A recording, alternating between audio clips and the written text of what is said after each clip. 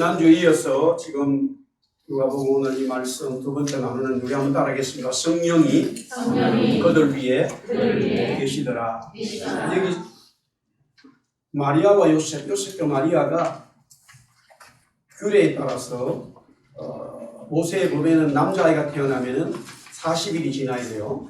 40일이 지난 이후에 이제 물론 8일째 될 때는 집에서 할례를 행하고 40일이 지나면은 이제 예루살렘 성전에 와서 하나님의 법에 따라서 예배를 드려요.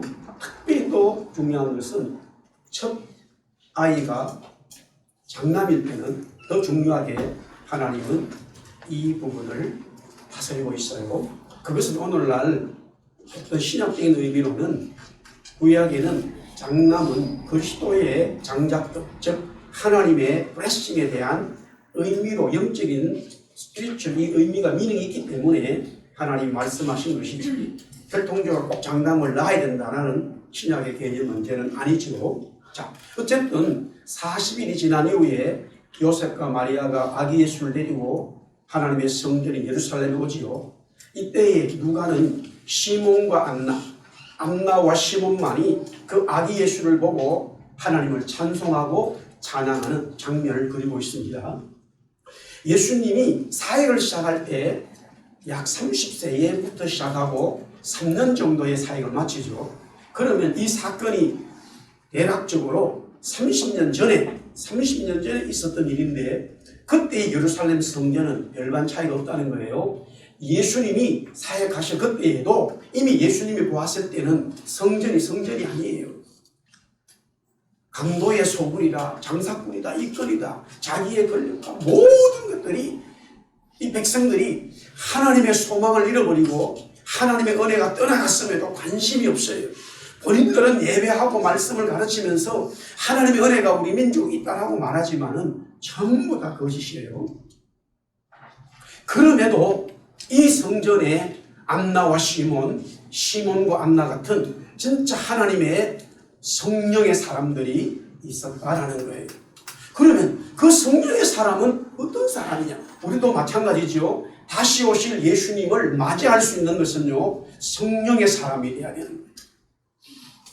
성령의 사람만이 그리스도의 재림에 신부의 옷을 입고 그 그리스도의 잔치에 참여할 수가 있어요. 육신의 옷을 입고 있는 육신의 사람은 심판받고요, 성령의 사람만이 하나님의 구원의 은총을 입게 되는 거예요. 그렇다면 이 안나와 시몬과 안나가 분명히 성령의 사람이라 했을 때에 그 모습을 우리는 이미 지난주에 보았습니다. 의롭고 경건하다는 거예요. 우리 한번 따라합시다. 의롭고 경건하다. 그것은 하나님 말씀대로 살아간다는 거예요. 세상이 뭐라고 말하든, 세상이 어떻게 변하든, 예루살렘 성전이 강도의 소굴로 우글거려도 나는 하나님의 말씀대로 살아간다. 우리 예수라는 교회 성도들은, 저와 여러분들은 세상이 어떻게 되든 하나님의 말씀으로 살아가는 주의 성도들 되기를 축원합니다. 그 다음에 성령의 사랑은 뭐냐? 위로를 기다리는 거. 우리 한번 따라합시다. 위로를 기다린다. 그 위로가 뭐예요? 자녀는 부모님의 위로를 기다려요. 부모님은 또 자녀들의 위로를 기다려요. 자녀가 성장해서 각자의 삶을 살아갈 때에 매일은 아니지만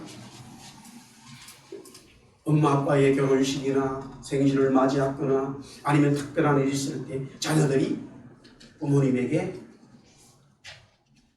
공개해요. 그때는 부모는 너무 그 마음에 위로를 받아요. 힘을 얻어요. 그러면 여기서 말하는 성령의 사람의 위로는 뭐냐? 하나님의 그리스도를 맞이하는 거예요. 그리스도의 위로를 받는 거예요.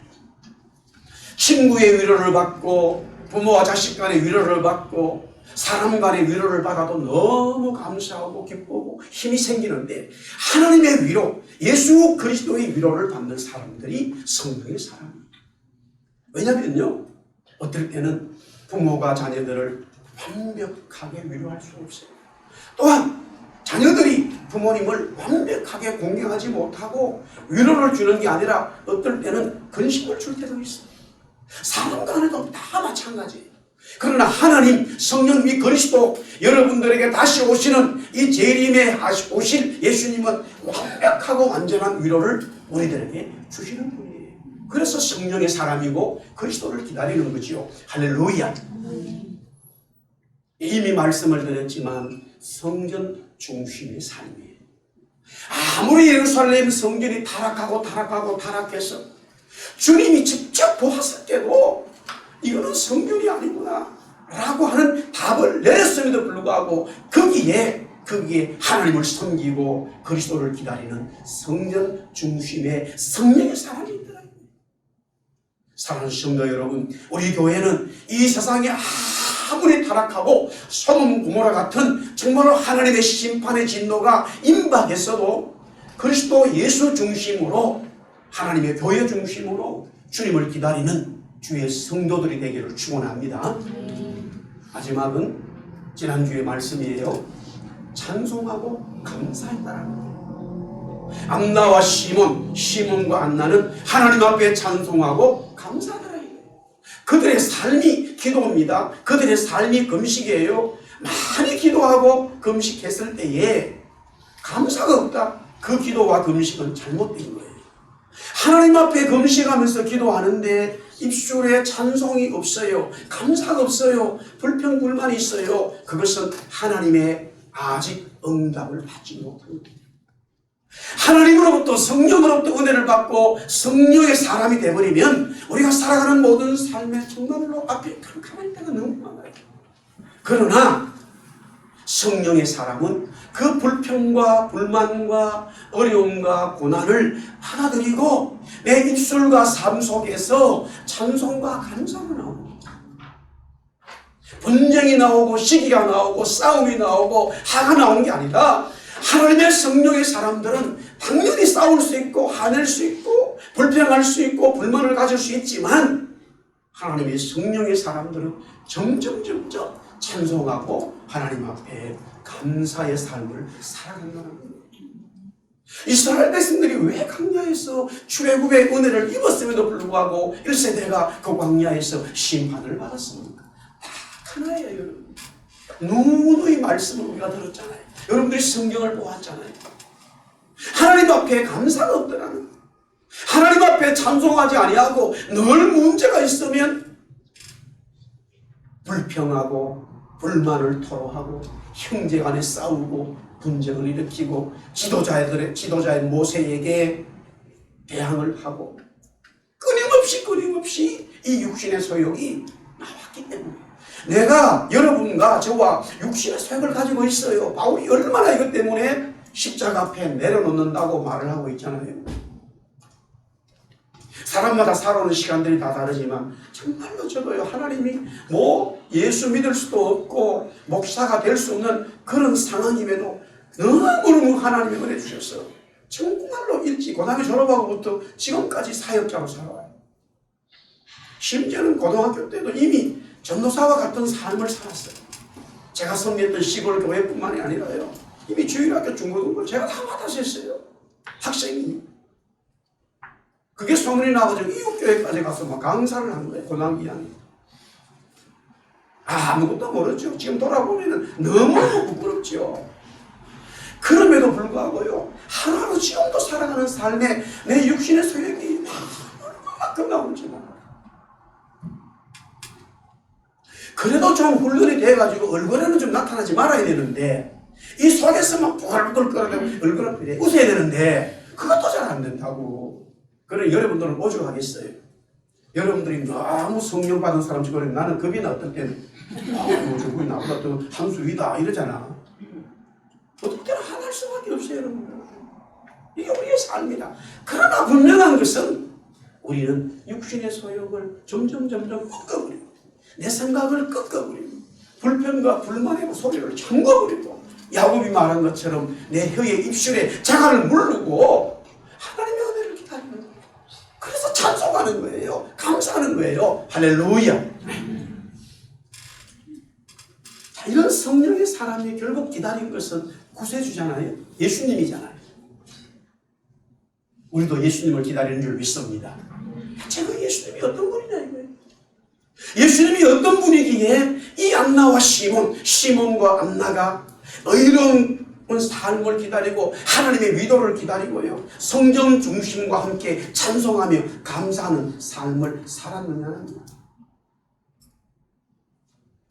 자, 오늘 누가복음 2장 30절에요. 먼저 시몬이 이렇게 말합니다. 우리 한번 2장 30절 같이 한번 읽어볼까요? 다 같이 우리 성경을 보겠습니다. 2장 30절 다 같이 시작. 내 눈이 주의 구원을 보았다. 예, 주의 구원을 보았다. 우리 따라합시다. 주님의 구원을 보았다. 그러면 아기 예수예요. 이제 40일 다시 뭐 일 됐는지 50일 됐는지 모르지만 분명한 것은 40일은 지났죠.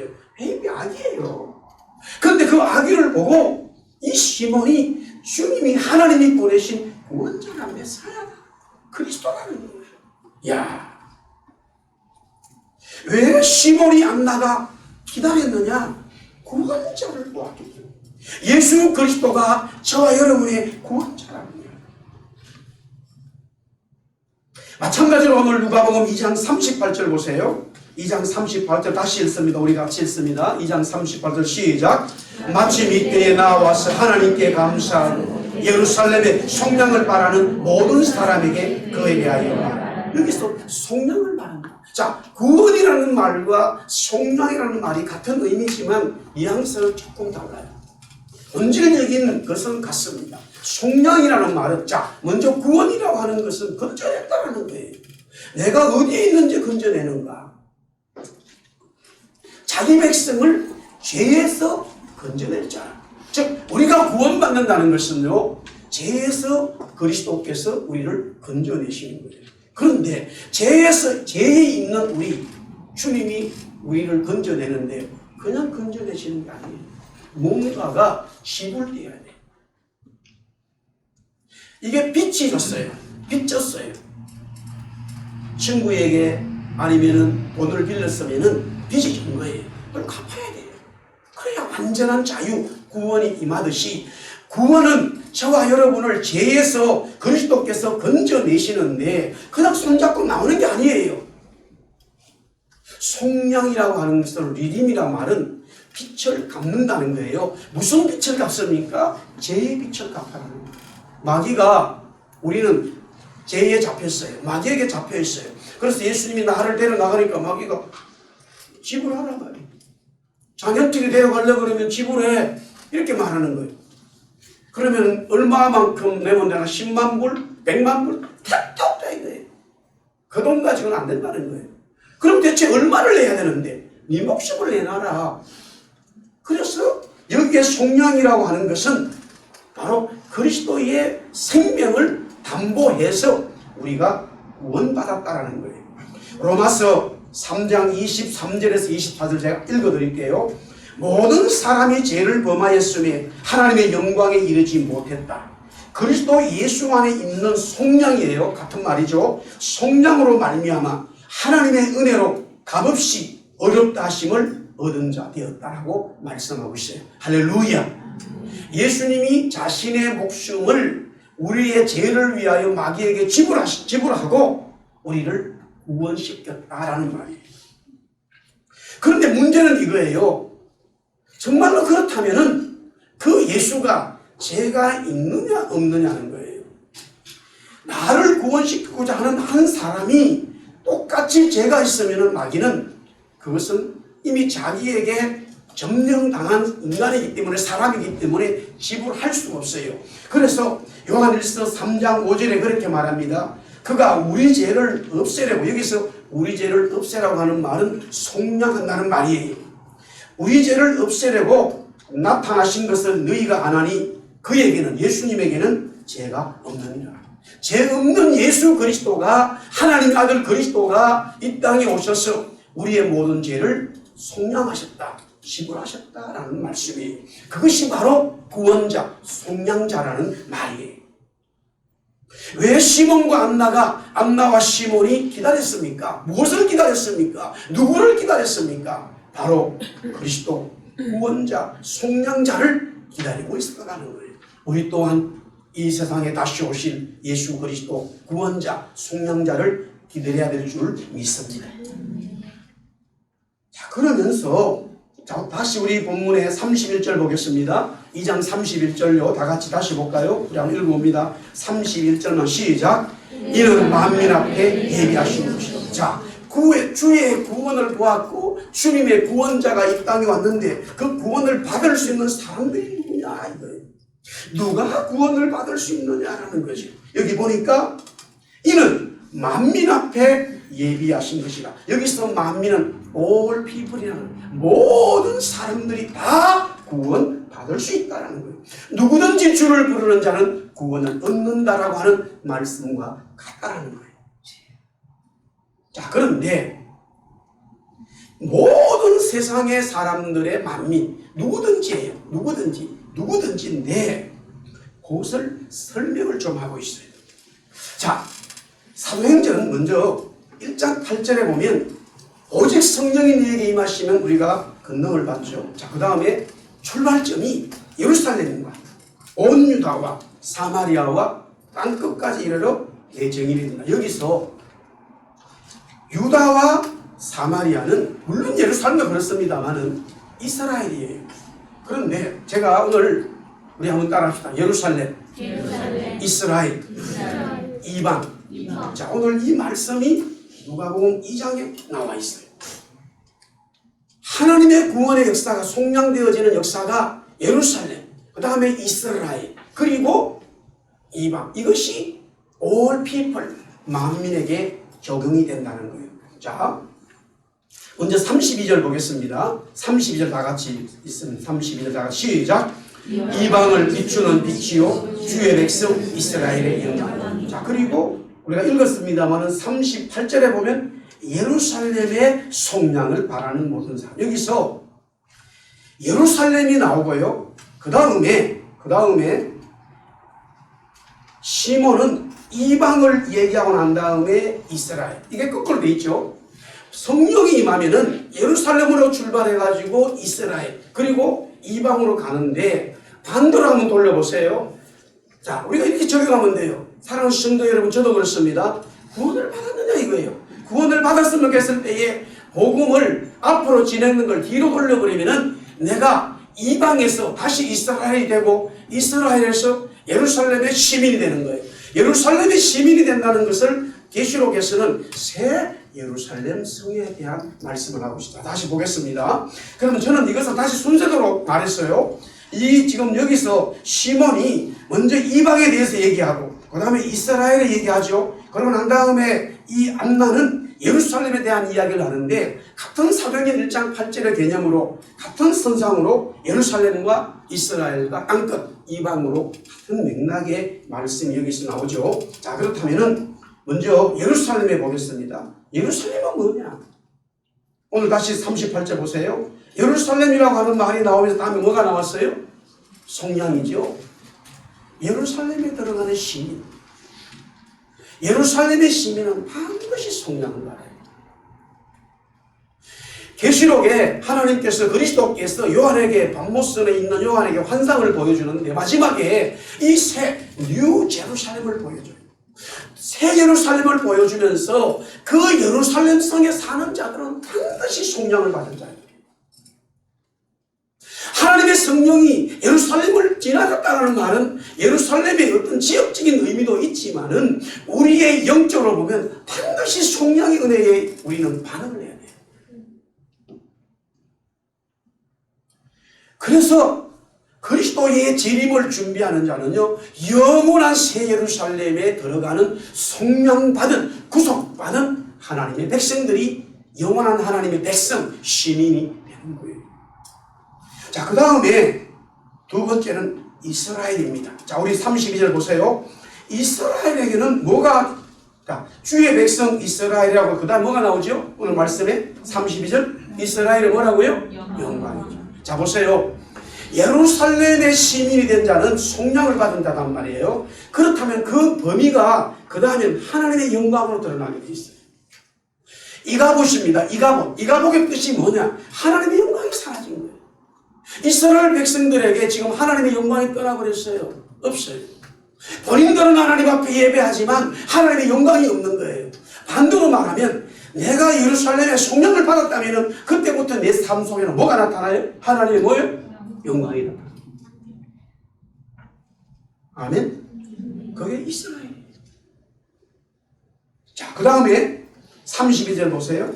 마찬가지로 이방이라고 하는 말을 이 시몬이 언급하면 그 다음에 나오는 말이 뭐예요? 비추는 빛이라. 여기서 이방이라고 하는 것은 어둠이에요. 죄예요. 사망이에요. 갇혀버렸어요. 빛이 없어요. 깜깜해요. 그러나 그리스도로 말미암아 이방의 모든 사람들이 빛을 받았는데 보세요. 다시 거꾸로 돌아가면 출발선에서 성령이 임하고 은혜를 받고 누구든지 주의 이름을 부르는 자는 예루살렘과 이스라엘과 이방으로 간단 말이에요. 자 보세요. 다시 예루살렘에 있다고 하는 것은 성령받은 거예요.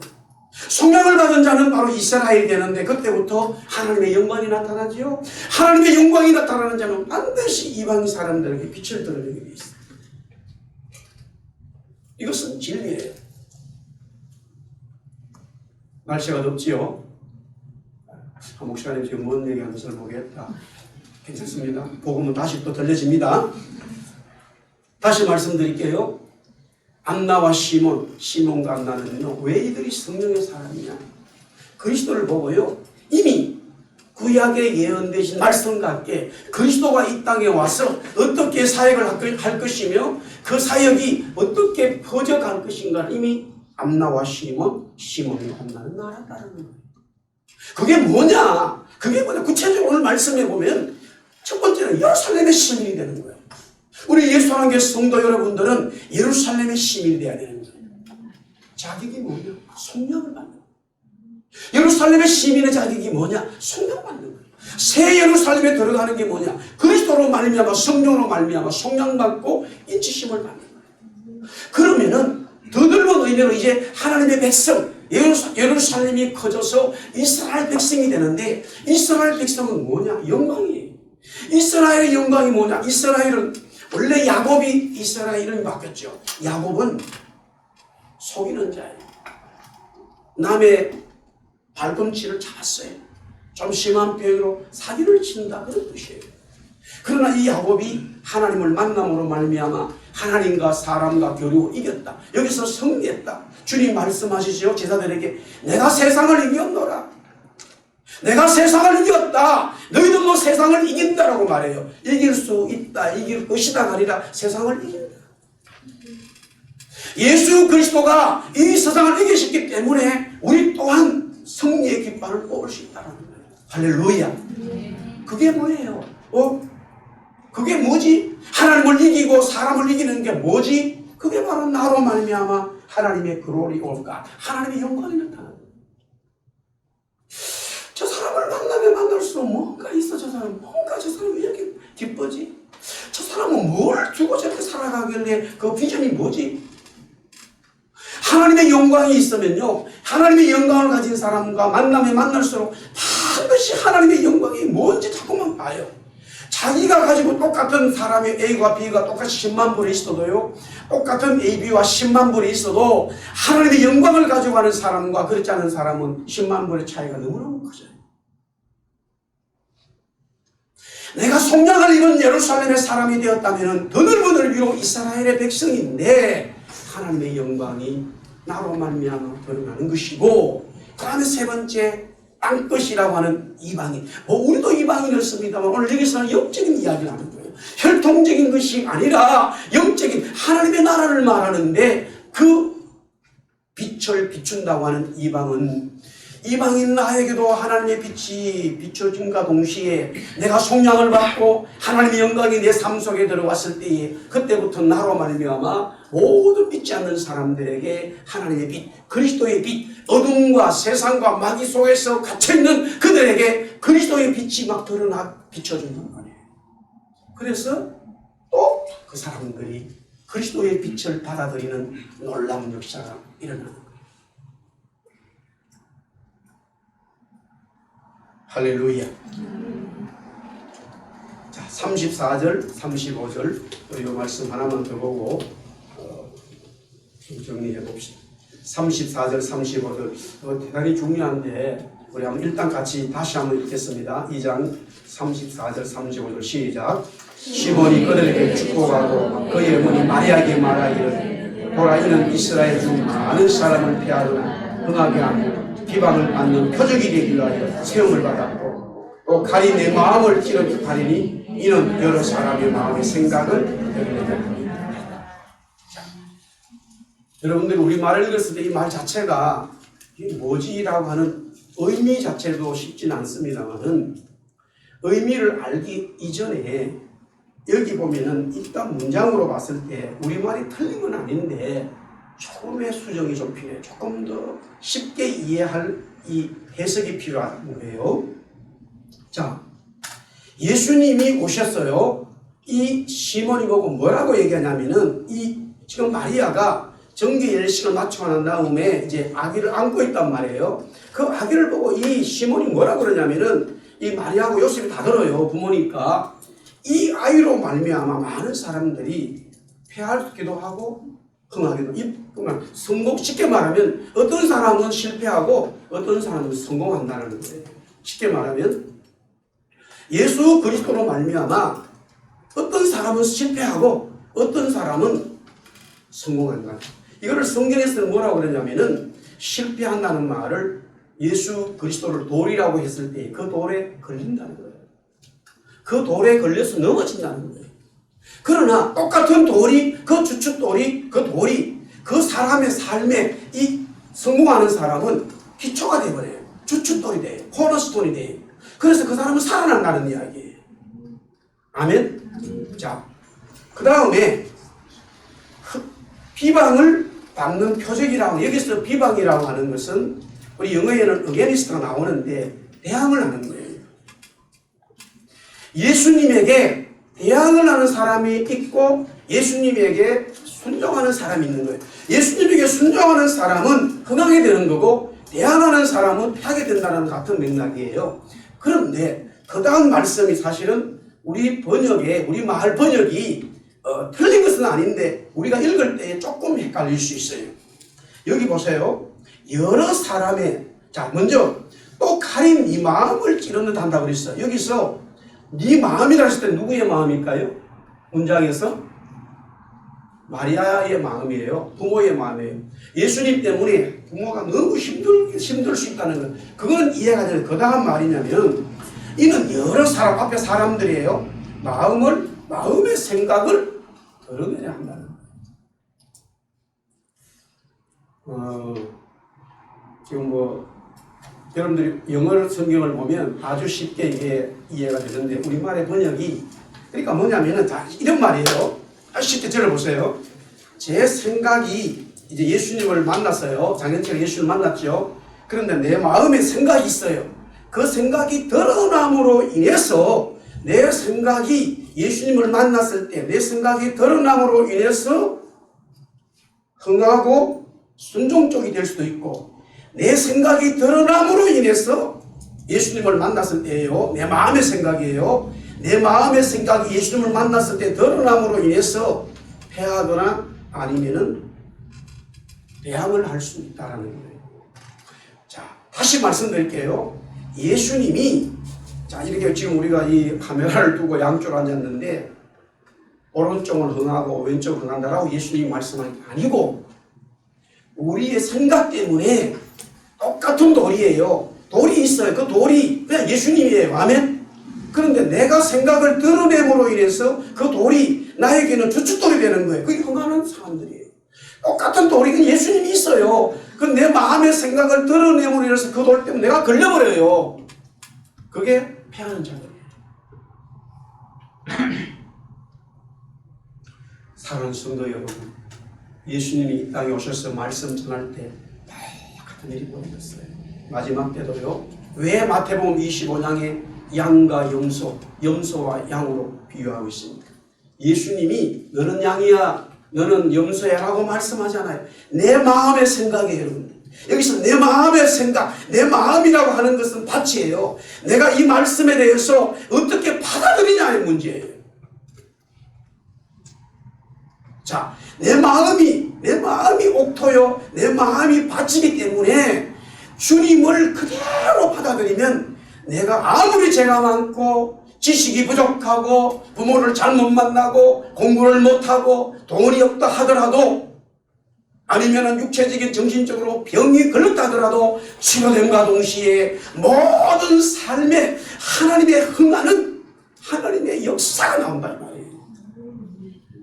그런데 내 마음의 생각이 이 말씀에 대해 자꾸만 받아들이질 않아요. 이 말씀을 자꾸만 의심해요. 이 말씀에 대해 자꾸만 대항해요. 그러면 예수님이 아무리 그 사람에게 은혜를 주고 싶어도 그 예수님이라고 하는 돌이 그 사람을 또 하여금 넘어지게 만듭니다. 걸려 넘어지게 만듭니다. 실패해요.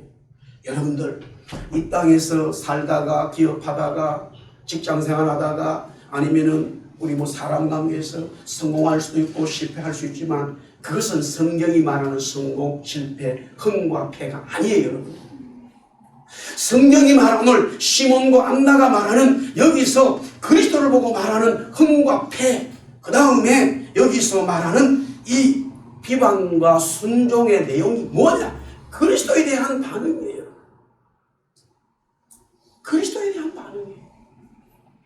우리 예수하나교회 성도들은 예수님이 다시 오는 그날 시간에 아니 오늘 이 시간에부터 말씀과 그리스도에 대해서 순종하고 받아들임으로써 비방하고 싸우는 게 아니라 흥하는 하나님의 은혜가 넘치는 그런 삶이 되기를 주의 이름으로 축원합니다. 그분이 바로 구원자예요. 그분이 바로 속량자예요. 그분으로 인해서 우리가 구원받고 하나님의 놀라운 은혜를 경험한다 이 말이에요. 그 주님을 기다리는 아름다운 성도들 되기를 예수 그리스도 이름으로 축원합니다. 기도하겠습니다. 주님, 우리의 마음이 옥토 같은 깨끗하고 순수한 마음이 되기를 원합니다.